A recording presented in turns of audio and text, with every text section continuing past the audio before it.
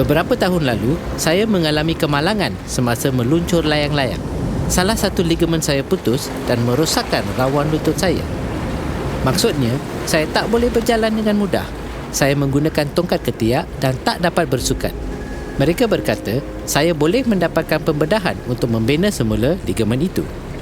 Sehingga beberapa tahun yang lepas, pembedahan ini melibatkan bermalam di hospital dan luka parut yang banyak. Kini, pembedahan lubang kunci digunakan. Saya melalui pembedahan selama 5 jam. Kini, saya boleh berlari, bersukan dan melakukan hal seperti dulu. Menakjubkan.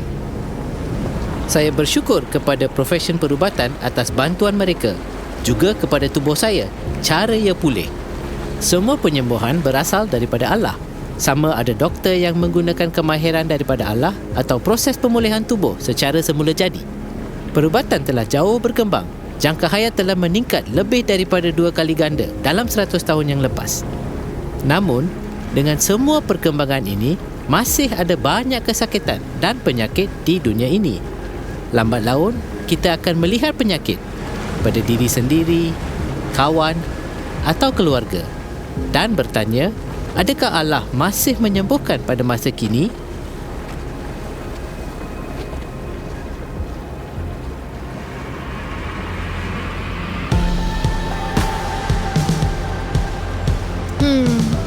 Adakah Allah menyembuhkan hari ini? Saya harap. Saya rasa Tuhan memberikan kita kuasa untuk menyembuhkan diri. Saya dikatakan tidak akan berjalan lagi. Allah menyembuhkan saya. Saya pernah mengalami sesuatu dan berfikir mustahil. Saya rasa hidup adalah keajaiban. Tak pasti. Rasanya mungkin ya.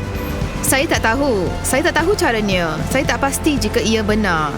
Mungkin ada hal yang tak dapat dijelaskan dengan sains atau cara lain. Keajaiban? Tak, saya tak percaya. Saya percaya akan keajaiban. Dia pasti berlaku. Ya, saya percaya akan keajaiban. I believe in miracles. Saya tak pernah melihatnya. Saya tak percaya lagi. Sebelum saya menjadi Kristian, jika anda menanya saya adakah Allah masih menyembuhkan pada masa kini, saya akan jawab saya tak percaya Allah wujud. Jika ya, mengapa dia nak sembuhkan seseorang? Padahal jutaan orang lain tidak disembuhkan. Selepas menjadi orang Kristian, membaca perjanjian baru, membaca tentang Yesus dan muridnya yang menyembuhkan orang, saya berfikir, okey, ia berlaku dahulu, tapi saya tak menjangka ia berlaku hari ini. Pada Mei 1982, John Wimber berkhotbah di gereja kami. John Wimber ialah pastor Amerika, pastor Vineyard Church. Dulu dia seorang pemuzik rock, seorang yang menakjubkan. Dia berkhotbah di mimbar ini pada malam Ahad. Saya duduk di sana. Saya sinis tentang penyembuhan, tapi perkara menakjubkan berlaku pada hari itu. Malam berikutnya, kami berkumpul di bilik The Spring yang terletak satu bilik di bawah yang boleh menampung 100 orang. Semua pemimpin gereja datang. Gereja kami masih kecil ketika itu, tapi ada 60 ke 70 orang pemimpin di The Spring tingkat bawah. John Wimber berkhotbah tentang penyembuhan. Kami tak kisah tentangnya. Pada akhir ceramahnya, dia berkata, sekarang kita akan berehat. Dan selepas itu kita akan melakukan penyembuhan. Kami tak pernah melakukan penyembuhan. Maka kami berehat buat masa yang lama. Apabila kami kembali, ramai orang yang duduk di depan rasa tak sedap hati. Jadi mereka duduk di belakang. John berkata dia dan kumpulannya berdoa dan menerima pelbagai kata-kata pengetahuan. Dia menjelaskan itu bukan daripada minda anda. Ia dinyatakan oleh wahyu luar biasa. Ia mungkin dalam bentuk tanggapan, gambar, kesakitan simpati dan sebagainya. Dia kata ada 12 perkara. Dia membacakannya. Kemudian meminta orang tersebut maju ke depan. Yang pertama adalah lelaki yang mencederakan belakangnya semasa membelah kayu dengan kapak pada usia 14 tahun. Kami berfikir, mustahil ada sesiapa seperti itu. Kemudian seorang lelaki berdiri dan maju ke depan. Selepas satu demi satu, kawan baik kami, Jeremy, turut dipanggil. Kerana kecederaan di belakangnya, dia marah kemudian disembuhkan pada malam itu. Akan tetapi, satu daripada 12 orang yang dipanggil tidak berganjak. Katanya ada seorang wanita di sini yang mengalami kesukaran mengandung. Dan pada waktu itu, orang British tak membincangkan perkara seperti ini secara terbuka. Saya berfikir tiada sesiapa akan marah untuk itu. Dia tetap menunggu. Akhirnya, kawan kami, seorang wanita, maju ke depan. Kami tak tahu dia mengalami kesukaran mengandung. Dia dan seluruh kumpulan itu berdoa untuknya malam itu. 9 bulan kemudiannya, dia melahirkan seorang anak lelaki. Namun, penghamilan tak berlaku di The Spring. Sejak itu, kawan baik kami, Ed dan Sarah, mendapat 5 orang anak. Saya mula melihat penyembuhan dengan cara yang berbeza.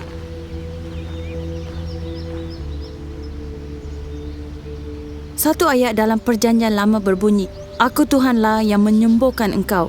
Memang sifat Allah untuk menyembuh. Allah mengasihi anda dan mahukan anda sihat sejahtera. Perkataan Yesus sebenarnya bermaksud penyelamat. Perkataan Yunaninya ialah sozo. Ia menarik kerana bermaksud saya menyelamat. Yesus datang untuk menyelamatkan kita daripada dosa kita dan mengampuni kita. Istilah itu juga bermaksud saya menyembuhkan.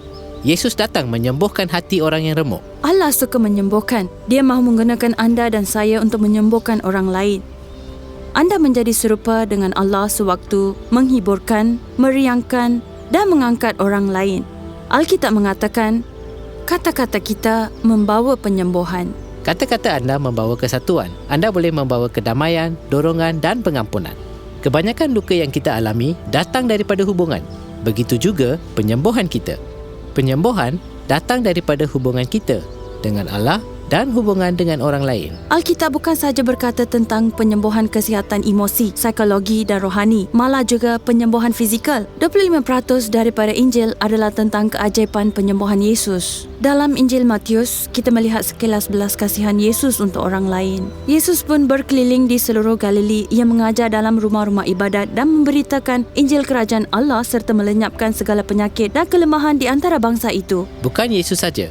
Dia memberikan kuasa kepada pengikutnya, kepada anda dan saya, untuk menghabarkan berita baik dan menyembuhkan orang sakit. Bukan hanya untuk orang terpilih, tapi untuk semua orang Kristian. Yesus berkata kepada Rasulnya, beritakan kerajaan Allah dan untuk menyembuhkan orang. Berdoa untuk orang sakit adalah sebahagian daripada pelayanan kita. Sesetengah orang mempunyai kurnia khas, tapi semua orang boleh berdoa untuk orang yang sakit. Pada hari ini, dengan ilmu perubatan, sains amat membantu dalam pelbagai cara. Ia juga salah satu cara Allah membantu kita. Bagaimanapun orang tetap memerlukan doa, kerana ada banyak situasi yang mana ilmu perubatan buntu, dan kita seharusnya memberi harapan kepada mereka dalam semua jenis situasi. Sebab tiada mustahil untuk Allah. Ada kalanya memberikan harapan adalah ubat yang terbaik. Dalam kisah para rasul, pengikut Yesus menyembuhkan orang.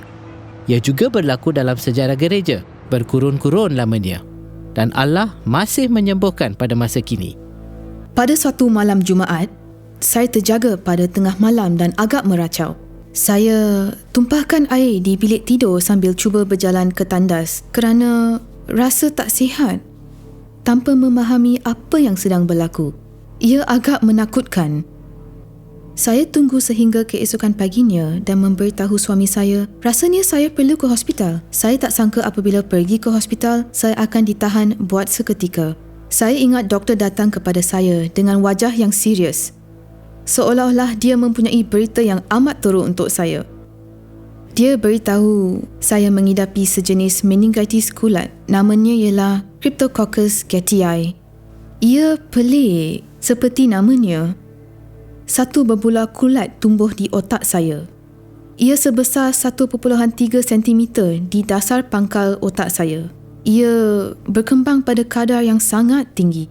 Bahaya penyakit ini ialah jika ia mencecah satu tahap yang terlalu besar, iaitu 3 cm, ia hanya boleh dibuang melalui pembedahan otak. Tiada sesiapa yang mahukannya. Mereka kata bukan saja saya akan dihospitalkan selama 8 minggu, saya juga perlu memakan antikulat selama 2 tahun. Pada 3 malam pertama, lebih kurang pukul 11 malam, saya baring di atas katil hospital sambil mengalami serangan panik. Saya menghadapi tindak balas fizikal terhadap kenyataan saya mungkin mati. Ramai orang berdoa untuk saya. Ramai orang. Saya bersyukur atas semua doa itu. Saya juga bersyukur untuk penjagaan perubatan yang diterima. Pada satu hari Jumaat, pada Minggu Paskah, iaitu Hari Jumaat Agung, paderi dari gereja saya menawarkan diri untuk datang dan berdoa untuk kami. Kami menerima tawarannya. Dia datang dan berdoa untuk saya. Katanya, saya rasa Allah mahu menyembuhkan awak. Dia mendoakan saya pada petang Jumaat. Saya dijadualkan untuk melalui MRI pada hari Selasa berikutnya. Saya tak beriman untuk penyembuhan luar biasa. Bukannya saya tak percaya ia boleh terjadi. Saya berfikir ia berlaku kepada orang lain. Ia tak akan berlaku kepada saya di Vancouver. Saya masuk ke mesin MRI. Keputusannya keluar sehari kemudian. Saya tak mungkin melupakan hari itu. Saya boleh melihat wajah doktor yang bergegas ke bilik saya dan berkata, "Awak dah sedia untuk pulang?" Raya dan saya berasa keliru. Kami telah bersedia untuk penghospitalan 8 minggu. Kami baru berada di sana selama 5,5 minggu. Dan kami kata, "Ya, kenapa?" Katanya, "Awak belum terima keputusan MRI?" Kami kata, Belum ada orang datang."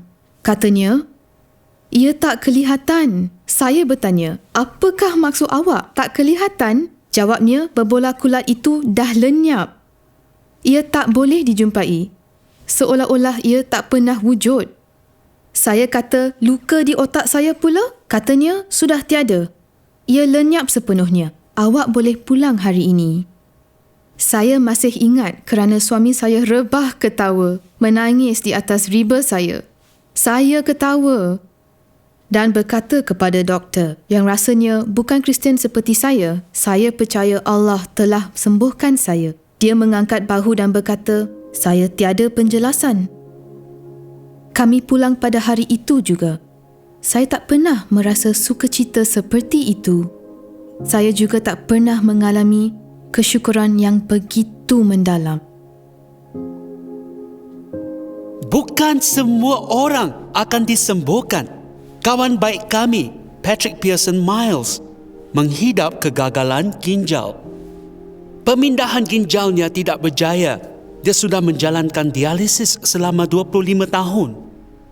Tiada sesiapa yang mempercayai penyembuhan lebih daripada Patrick.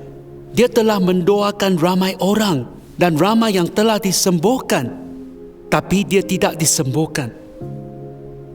Walaupun kami mendoakannya. Tetapi kata-kata Patrick amat mendorongkan. Katanya, "Saya telah menerima kurnia terhebat, iaitu hidup kekal. Jika saya disembuhkan, itu adalah bonus." Apabila Yesus mengutus muridnya dan semasa dia mengajar, dia banyak bercakap tentang kerajaan Allah. Katanya, "Sembuhkan orang sakit dan katakan, kerajaan Allah hampir tiba padamu." Kelak kerajaan lingkungan pengaruh Allah akan lengkap bila Yesus kembali. Terdapat lebih daripada 300 rujukan dalam perjanjian baru tentang kedatangan kedua Yesus. Apabila Yesus kembali, semua orang akan disembuhkan. Tiada lagi penyakit, penderitaan, kesakitan. Kerajaan Allah akan menjadi sempurna. Tapi sekarang, bukanlah begitu. Kita hidup di perantaranya. Kita sedang menanti Yesus kembali. Bukan semua orang disembuhkan sekarang. Paulus mengatakannya begini, kita juga mengeluh dalam hati kita sambil menantikan pengangkatan sebagai anak, iaitu pembebasan tubuh kita yang akan terjadi di masa depan apabila Yesus kembali. Penebusan tubuh dan penyembuhan lengkap akan terjadi. Tapi Yesus berkata, terdapatnya kerajaan masa depan tapi masih ada aspek keadaan semasa. Sekarang anda boleh merasai hal yang bakal berlaku nanti. Ada kalanya di England, selepas musim sejuk yang panjang, kita mengalami hari panas pada awal musim bunga apabila hujan berhenti, matahari keluar dan rasanya seperti musim panas. Tiba-tiba, semua orang memakai seluar pendek dan kemeja tee. Musim panas belum tiba. Minggu depan kembali sejuk. Itu ialah cecapan musim panas yang menandakan musim panas akan datang. Apabila Yesus menyembuhkan orang, ia seperti cecapan masa depan di mana setiap orang akan disembuhkan suatu hari nanti. Tapi bukan sekarang. Bagaimana dengan penyembuhan sekarang? Jika Allah memanggil anda ke dalam profesi perubatan, itu adalah panggilan yang menakjubkan. Hospital berakar umbi dalam institusi Kristian yang ditubuhkan dengan kepercayaan Allah, menghargai manusia kerana mereka dicipta di dalam gambarnya. Allah kerap menyembuhkan orang dalam cara yang dapat dijelaskan. Misalnya melalui perkembangan sains perubatan. Kadang-kadang dia menyembuhkan secara langsung dan tak dapat dijelaskan. Kita tak harus berhenti berdoa, terutamanya apabila perubatan telah buntu. Ada sekali saya menerima panggilan untuk ke Hospital Brompton kerana saya pembantu paderinya. Saya berada di gelanggang skuasi semasa menerima panggilan itu. Ia agak cemas, jadi saya bergegas ke sana tanpa bersalin dan raket basi di tangan. Setibanya di sana, saya berjumpa dengan pemanggil tadi, seorang ibu bernama Vivian. Dia terkejut melihat vikar berpakaian sukan. Saya terpaksa meyakinkan dia bahawa saya seorang vikar. Setelah dia yakin, dia meminta saya mendoakan anaknya. Dia ibu kepada 3 orang anak dan sedang hamil dengan anak keempat. Anak ketiganya, Craig, menghidap sindrom Down. Berusia 18 bulan dan jantung berlubang. Dia telah dibedah tetapi ia tak berjaya. Doktor berkata sudah tiada harapan baginya. Dia bergantung kepada sistem sokongan hidup. Sudah 3 kali mereka meminta kebenaran ibunya untuk memutuskan hayatnya. Ibunya bukan Kristian tapi dia kata, saya nak cuba satu hal terakhir. Saya nak seseorang untuk mendoakannya, sebab itulah saya dihubungi. Saya masuk ke biliknya. Dia dipasang dengan banyak tiup. Saya mendoakan dia dalam nama Yesus supaya dia disembuh. Selepas itu, saya bercakap dengan Vivian tentang iman dan dia menerima Yesus Kristus di hospital itu. 2 hari kemudian, saya kembali ke hospital untuk melihat kabarnya dan dia berjumpa dengan saya secara teruja. Katanya, selepas awak berdoa, Craig mulai pulih dan dia sudah sembuh. Dia masih mempunyai sindrom Down tapi penyakit jantungnya telah disembuhkan. Itu bukan kesan placebo atau kuasa fikiran positif. Itu bukan usaha fikiran sendiri. Dia masih seorang bayi. Itu ialah 27 tahun dahulu. Kini Craig masih sihat. Saya masih berhubung dengan keluarga itu dan dia merupakan pelekat mereka, lelaki yang hebat. Selepas itu dia beritahu saya, dulu saya tak percaya, kini saya percaya. Saya juga pernah doakan ramai orang yang belum disembuhkan. John Wimber katakan apabila kita tak berdoa, tiada orang disembuhkan. Kita berdoa untuk ramai orang, ada yang akan disembuhkan. Saya bermain bola keranjang ketika masih kecil. Rasanya ketika itulah masa lutut saya bermula. Ia semakin teruk selepas saya menyertai Marin Diraja. Tendon dan ligamennya koyak. Akibatnya, tempurung lutut saya seakan-akan terapung bebas di dalam kaki saya. Saya tak dapat berjalan atau duduk untuk tempoh yang panjang. Saya langsung tak boleh berlari. Saya berubah sewaktu menyertai Alfa. Saya dijemput. Saya terima secara keberatan. Saya juga harus katakan yang saya amat sinis tentangnya. Seorang lelaki berkata, dia telah menerima kata pengetahuan tentang lelaki yang sudah lama mempunyai masalah lutut. Dia harus disembuhkan. Kalau dia mahu didoakan, sila angkat tangan. Saya berfikir, alamak, itu saya. Siapa yang beritahu dia tentang lutut saya? Dengan perlahan, saya mengangkat tangan saya ke arah paras telinga sahaja. 2 lelaki datang bertanya, awak nak didoakan? Saya kata, ya. Saya kata, saya yang ada masalah lutut. Tolong doakan saya. Mereka mula mendoakan saya dan meletakkan tangan ke lutut saya. Lebih kurang 45 saat selepas itu, saya rasa kehangatan pada. Kemudian saya rasa denyutan yang menggelikan. Lalu saya mula ketawa. Selepas doa itu berakhir, ada sedikit perubahan. Saya boleh rasakan perubahan tetapi saya ingin pastikan ia sudah pulih. Saya beritahu mereka, berundur, saya perlu mengujinya. Saya jatuh kuat ke lantai dengan lutut saya. Boom, amat kuat ke lantai. Ia langsung tak sakit. Saya tak percaya. Setelah sekian lama berjumpa doktor dan ahli fizioterapi terbaik dalam angkatan tentera untuk merawatnya, dan dengan doa, ia lenyap dalam 3 hingga 5 minit saja. Hari keesokannya, saya berlari sejauh 6 batu. Saya rasa amat lega. Bagaimana kita berdoa untuk penyembuhan? Allah yang menyembuhkan, bukan kita. Kita tak payah berteriak. Tiada teknik yang terlibat. Kita melayan orang dengan penuh hormat. Jika mereka tak disembuhkan, jangan kata ia salah mereka atau Allah tak mengasihi atau menghukum mereka. Yesus sentiasa berdoa dengan kasih dan belas kasihan. Itulah motifnya dan seharusnya motif kita juga. Kita mendapati kata pengetahuan amat berguna. Mintalah kepada Allah. Tunjukkan kepada saya. Ya, mungkin melalui gambaran atau tanggapan. Anda mungkin merasa kesakitan mereka. Ia mungkin agak berisiko untuk menyatakan dan memberikan respons terhadap kata pengetahuan. Mereka kata iman dieja sebagai RISIKO. Ada kalanya anda perlu melangkah keluar daripada zon selesa. Semasa berdoa untuk penyembuhan, ada satu contoh yang boleh digunakan. Tanya sama ada anda boleh meletakkan tangan pada bahu atau tempat yang sakit, asalkan sesuai. Kemudian, berdoa dalam nama Yesus dan minta Roh Kudus untuk datang. Kadang-kadang anda perlu berdoa lebih dari sekali. Yesus berdoa untuk orang yang buta.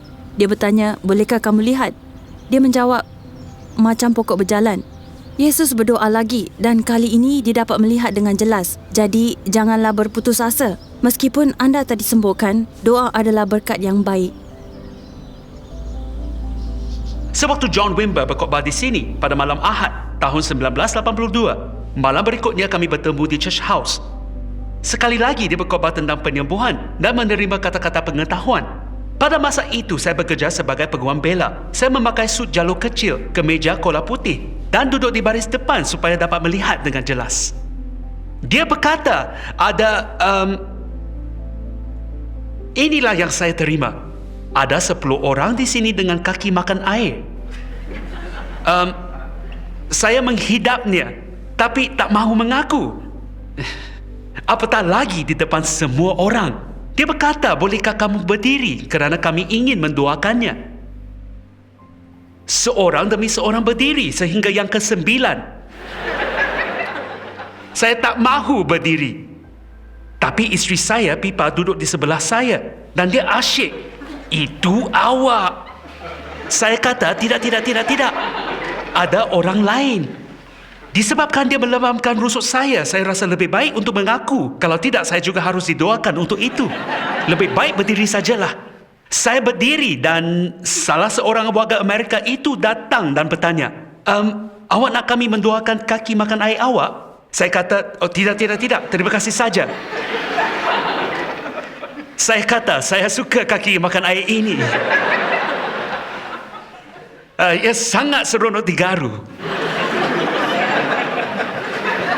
Dia amat sopan dan berkata, apa yang awak ingin saya doakan? Saya menjawab, kuasa dalam pelayanan saya. Katanya, okey, kami akan berdoa. Mereka berdoa agar roh menjamah saya. Selepas beberapa minit, saya merasakan seolah-olah 10,000 volt mengalir dalam tubuh saya. Kuasa Allah yang luar biasa datang. Dia mengucapkan doa yang akad singkat. Dia hanya berkata berulang kali, lebih kuasa. Hanya itu yang dia doakan. Saya tak ingat dia doakan hal lain. Kemudian saya sudah tak tahan dan mula berkata, sudah cukup. Tapi dia langsung tak berhenti. Dia terus berkata, lebih kuasa. Dan saya kata, sudah cukup. Akhirnya, kami berdua seolah-olah bersaing berteriak. John Wimber yang biasa dengan orang yang kecoh berkata, tolong bawa dia keluar. Mereka bawa saya keluar. Kerana saya tak boleh berjalan, mereka bawa saya melalui pintu tertingkap. Semasa keluar, saya ingat John Wimber berkata, Allah akan berikan lelaki itu kurnia mengkabarkan Yesus kepada orang lain. Saya sering mengenangkan waktu itu kerana ia detik yang penting dalam hidup saya. Penyakit kaki makan air saya tidak sembuh ketika itu. Ia telah sembuh sekarang. Saya amat gembira telah didoakan kerana ia pengalamannya menakjubkan. Sejak itu, Pipa dan saya telah cuba memberitahu orang tentang Yesus dan membawa penyembuhan ke mana-mana juga. Saya mendoakan orang seperti saya didoakan kerana saya percaya Allah menggunakan kita untuk menyembuhkan orang. Dia mahu menggunakan anda untuk menyembuhkan orang. Saya dorong anda menjadi orang yang membawa penyembuhan dalam keluarga, di kalangan kawan, tempat kerja, komuniti anda. Berdoa untuk pesakit, memulihkan orang yang patah hati, mengesat air mata, membimbing orang yang telah jatuh, menghapuskan perpecahan dan membawa penyembuhan kemana saja dalam nama Yesus.